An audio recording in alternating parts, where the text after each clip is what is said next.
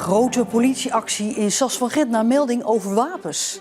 Het was echt een massale actie, vonden wij. En we hoorden al van mensen die op straat waren geweest en terugkwamen... dat ze met kogelvrije vesten rondliepen, arrestatieteams.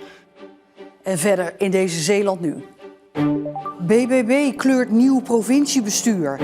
En hulp voor wielrentalent Shirin van Anrooy.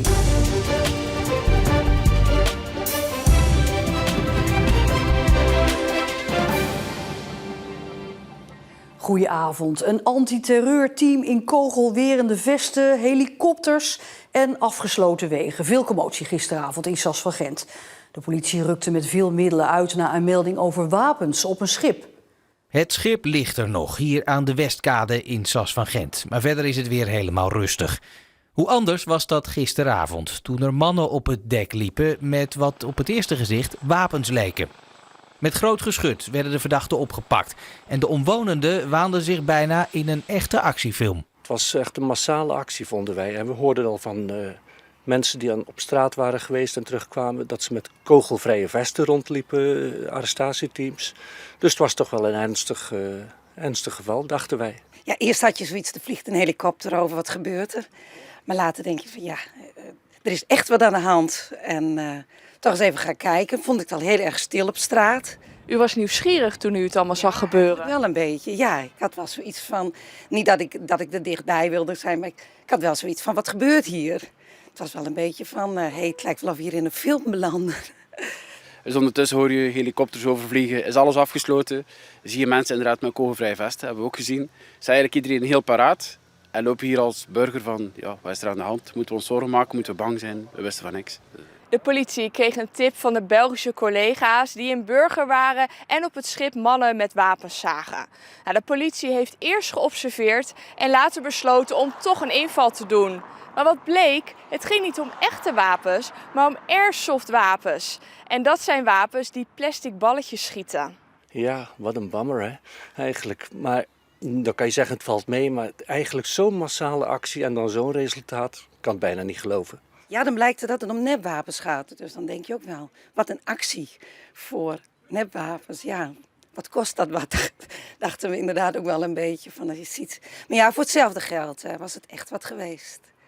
De 4 mannen zijn inmiddels weer op vrije voeten. De wapens zijn ingenomen en ze hebben een boete gekregen.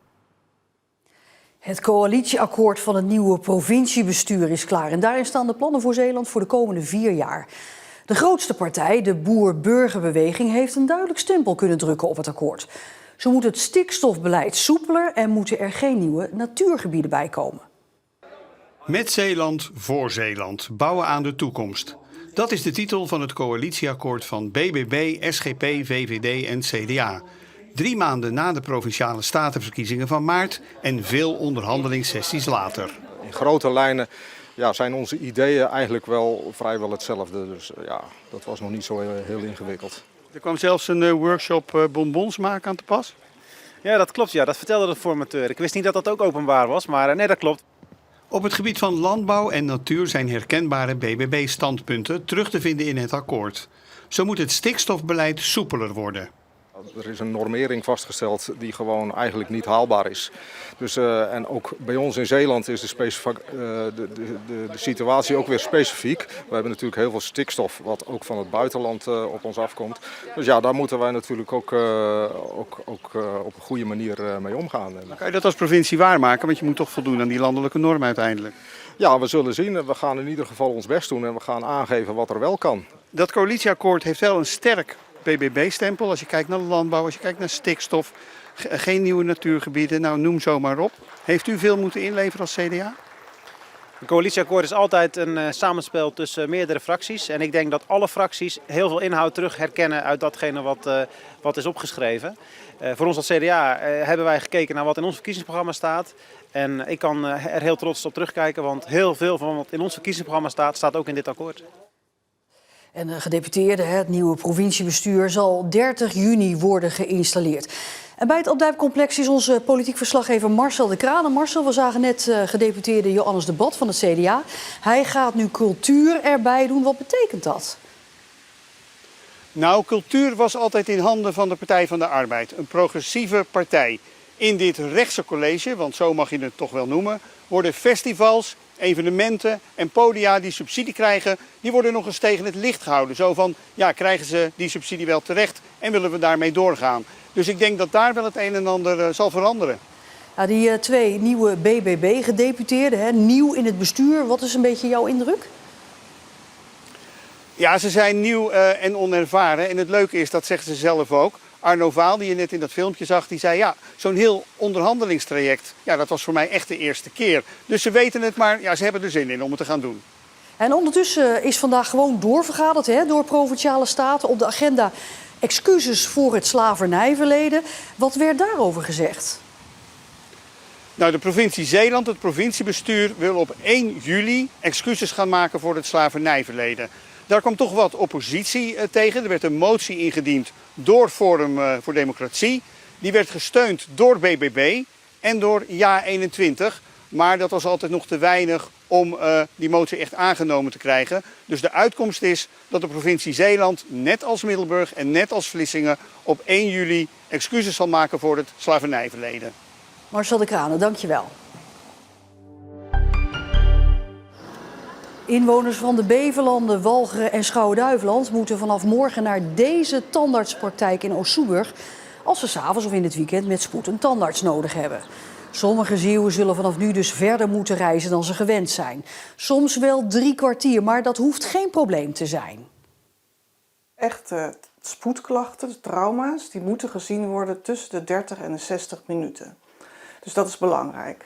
Nu is het misschien voor patiënten wat verder weg, maar als we maar binnen die gestelde tijd zijn, is het geen probleem. Het probleem van de reistijden is mogelijk na de zomer voorbij, omdat er gedacht wordt over een tweede spoedpost. Mocht het zo zijn dat er de zorgvraag groot is, wat we eigenlijk wel verwachten, dan zullen we na de zomer ons gaan beraden en zullen we zeker nog een extra vestiging gaan openen. En dat zal dan waarschijnlijk in de omgeving van Goes zijn. Kinderen van basisschool De Lichtstraal uit Westkapelle renden vandaag de longen uit hun lijf om geld op te halen voor een pumptrackbaan voor in de speeltuin in de Duinen. De sponsorloop leverde meer op dan gedacht. Ja, ik dacht misschien €1500 nog net of zo. Ja, het is een bizar bedrag. Ik kan het bijna niet geloven, maar er is bijna €4000 al opgehaald. Zo'n pumptrackbaan is een circuit met heuvels en bochten waar je lekker met je fiets of step kunt stunten. Leuk voor oudere kinderen die ook in de speeltuin komen. Ja, we hebben een rondgang gedaan bij de jeugd in Westkapelle en daar kwam duidelijk uit naar voren dat ze heel graag een pumptrack willen. Dus daar doen we ons uiterste best voor. Ja, als je nu naar de pumptrackbaan wil, dan moet je helemaal naar Domburg. En ja, het is gewoon, je gaat er ook vaker naartoe als er ook gewoon eentje in Westkapelle is, zeg maar. En volgens Jeroen de Pachter gaat de pumptrackbaan in totaal zo rond de €100.000 kosten. Steeds meer topsporters komen er eerlijk vooruit. Ze roepen de hulp in van een sportpsycholoog of mental coach. Ook wielrenster Shirin van Anrooy uit Capelle kreeg onderweg naar de top te maken met mentale struggles. En met behulp van een sportpsycholoog leerde het Beverlands talent beter presteren. En daar is ze nu openhartig over. Ik vond het altijd heel lastig met verwachtingen van buitenaf. Om dat meer van me af te kunnen zetten. Dat je altijd gewoon het gevoel had dat iedereen een beetje dan erover oordeelde. Of in ieder geval had een bepaald verwachtingspatroon. En ja, ik vond het dan altijd lastig om aan die verwachtingen te voldoen. Dat Van Anrooy nu 21 een groot wielertalent is, wordt al op jonge leeftijd duidelijk. Als 17-jarige wordt ze Europees kampioen tijdrijden bij de junioren. En sindsdien zijn de verwachtingen hoog gespannen. Verwachtingen waar ze eerst maar moeilijk mee om kan gaan. Ik heb ook al een wedstrijd gehad dat ik dan eigenlijk dat ik al aan het nadenken was van, oh ja, maar als ik nu hier niet win, dan gaan mensen dit en dit denken. Of dan was ik al veel te ver vooruit aan het denken. En was ik helemaal niet meer bezig met de wedstrijd die ik aan het rijden was. Dat is nu gelukkig niet meer op die manier het geval. Dat is mede te danken aan sportpsycholoog Thijs Rentier uit Zierikzee. Hier actief op het veld bij de jeugdvoetbalopleiding Zeeland. Rentier leerde Van Anrooy omgaan met de mentale problemen waar veel topsporters mee te maken hebben.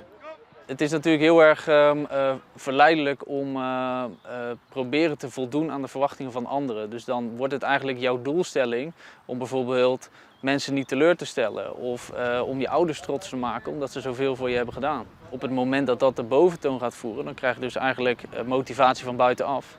En we weten ook uit onderzoek dat dat ervoor zorgt dat juist je motivatie of eigenlijk het plezier in de sport heel erg kan afnemen. Want bij talentvol zijn horen ook verwachtingen. Van Anrooy schept die nu voor zichzelf en maakt zich minder druk om het oordeel van anderen. Ik kan het nu beter omzetten naar van die verwachtingen van mensen zijn er eigenlijk. Omdat ik zo heb gepresteerd dat het ook realistisch is. Dus ik zie het nu denk ik meer als een soort motivatie van dat vertrouwen er ook is van mensen buitenaf. Het belangrijkste bij haar is dat ze zich heel erg goed afvraagt dus van wat wil ik dan en welke keuzes maak ik daarin. En volgens mij is ze daar heel erg bewust mee bezig. En behoudt ze volgens mij heel erg het plezier in de topsportwereld die ook heel erg hard kan zijn. En in die topsportwereld wint de sportpsychologie steeds meer terrein. Mede doordat boegbeelden als Van Anrooy er open over zijn. We hebben het natuurlijk vaak over fysieke fitheid. Hoe belangrijk is nou mentale fitheid, ook voor jou? Ik denk misschien bijna nog wel belangrijker als fysiek. Bijvoorbeeld Thijs had dan altijd gezegd dat hij ervan overtuigd was dat je met slechte benen kon winnen als je er mentaal maar genoeg in geloofde. In de Amstel was het nou niet eens per se dat ik me echt goed voelde, maar ik bleef er wel gewoon echt in geloven en gewoon, ik wilde daar gewoon echt goed zijn, omdat het ook gewoon echt een doel was. Maar ik denk dat het zich misschien nog meer resulteert in als je echt goede benen hebt, maar mentaal niet sterk genoeg bent, dat je dan alsnog niet presteert. En eind deze maand rijdt Sherine van Anrooy voor het eerst de Ronde van Italië. Deze molen alvast in de sfeer van Roze Zaterdag baat in het zonlicht. Net als deze zonaanbidders. Maar de komende dagen zien we toch steeds meer wolkenvelden de provincie binnendrijven. En die gaan vanaf zondag misschien voor regen zorgen. En ondanks die hoge temperaturen zijn er nog steeds mensen die hun hond in de auto achterlaten. Maar hoe snel loopt de temperatuur nou in zo'n auto op met deze dagen?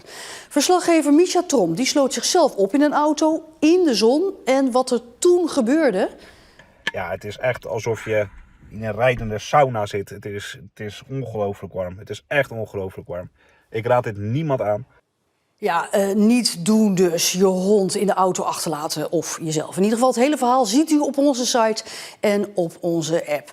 Tot zover deze Zeeland Nu. Alvast een heel mooi weekend en graag tot morgen.